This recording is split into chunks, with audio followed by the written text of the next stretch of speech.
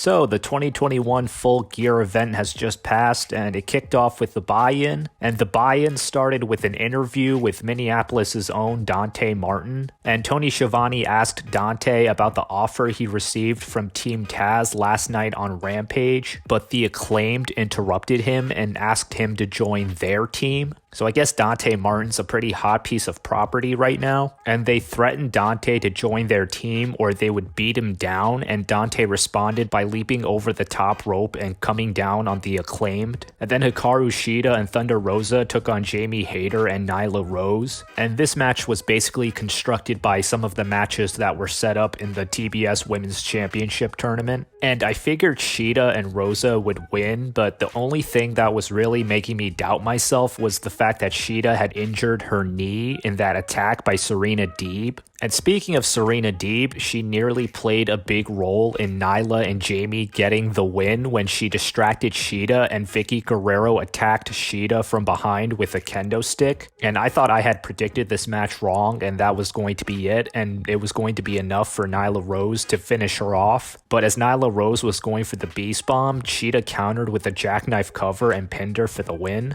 And then the official Full Gear pay-per-view kicked off with Darby Allin facing off against MJF, and this was just a killer match. I mean, you could tell right away why these two are four of the guys that AEW has pegged as the future of the company. I mean, they just had an absolutely killer match. But in the end, Wardlow and Shawn Spears tried to come out to interfere on MJF's behalf, but Sting intercepted them. And then MJF grabbed Darby's skateboard and tried to get him to hit him with it. But the referee took the skateboard away, and while he was distracted with trying to get it out of the ring, MJF hit Darby with his Dynamite Diamond ring and then pinned Darby with a headlock takeover just like he said he would 2 Dynamites ago. But yeah, I mean, just an amazing match to kick off the show, and if these two are going to be 2 of the 4 pillars of AEW for the future, I'm honestly really looking forward to what AEW is going to look like in a few years. And then we had an AEW World Tag Team title match between the champions, the Lucha Brothers and FTR. And I thought after that great match that we just saw, I honestly thought things were going to cool down a little bit, but I honestly don't think there was a single bad match on the show tonight. Like, they just started off hot right away, and they just kept it going throughout the entire show, which is honestly really impressive. But in the end, Cash and Dax tried to cheat a little bit by putting on their luchador masks and switching out when one of them was tired. And they also tried to use their feet on the ropes, but none of it worked. And the Lucha Brothers eventually hit Cash with their stuffed pile driver tag team finisher and pinned him to retain their titles. And then we had the finals to the 2021 Men's World Title Eliminator Tournament between Miro and Bryan Danielson. And this match was, again, absolutely brutal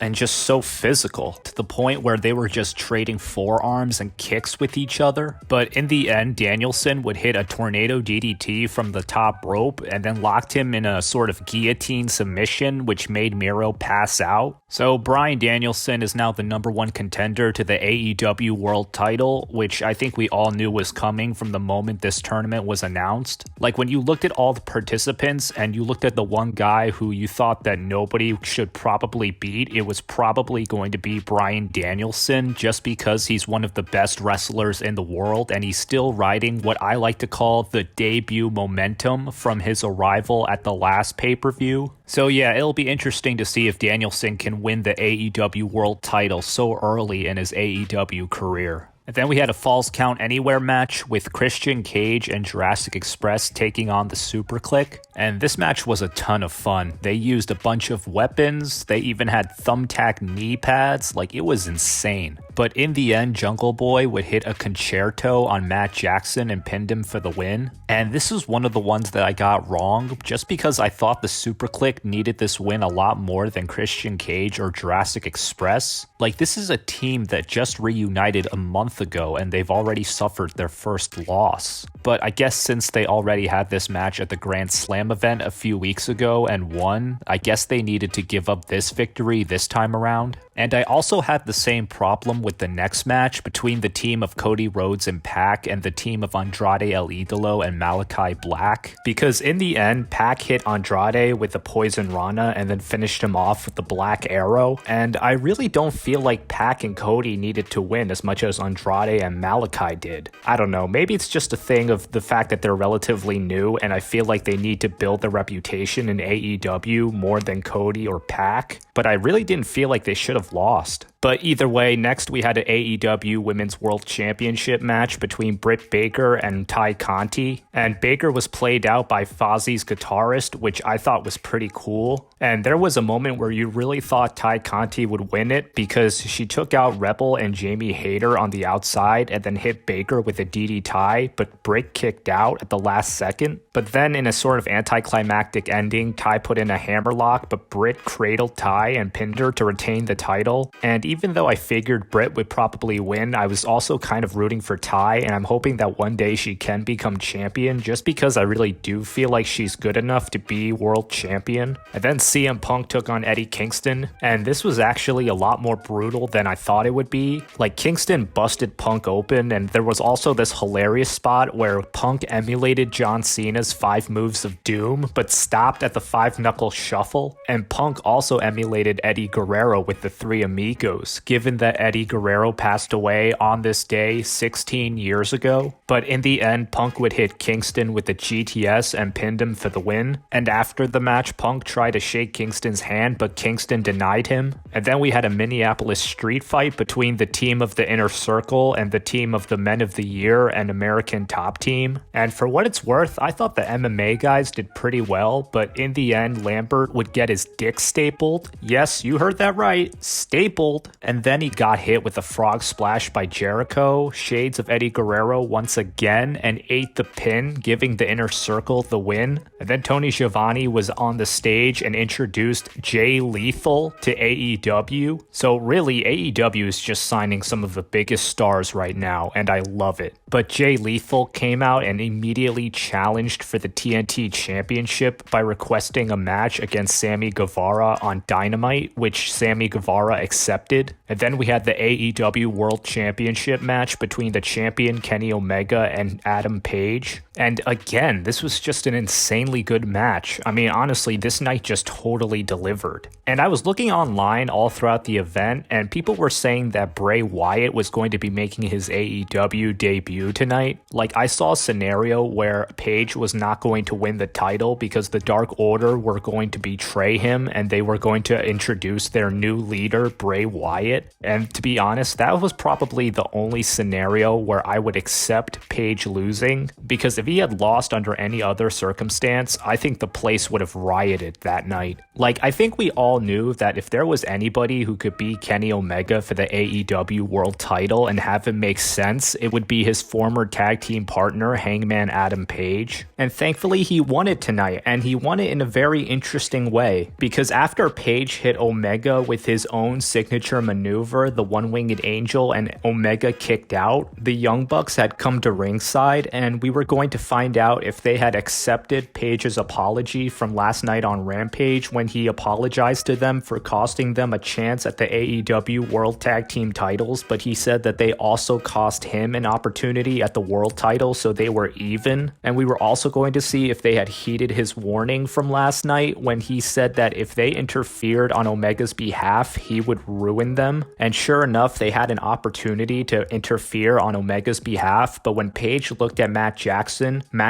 just nodded at him, and Page proceeded to finish Omega off with the buckshot lariat and pinned him to become the new AEW World Champion. So overall, a very interesting and fulfilling ending to the World Championship match. I mean, from losing the match at All Out 2 years ago to determine the inaugural AEW World Champion, to finally becoming the AEW World Champion here tonight at Full Gear, I would honestly say that's some pretty good long-term storytelling on AEW's behalf and a great story for Hangman Adam Page. God, honestly, it's been so long since I've seen good long-term storytelling done, and this is how you do it. This is how, when you don't have any real surprises for the night, you still send everybody home happy by giving them full circle storytelling. It's just so good to see pro wrestling done right. I love this company so much. And after the match, the Dark Order came down, and I really thought we were going to get that scenario where they end up betraying Adam Page and they introduce their new leader, Bray Wyatt. But it didn't happen. They just all celebrated with Adam Page and they closed out the show.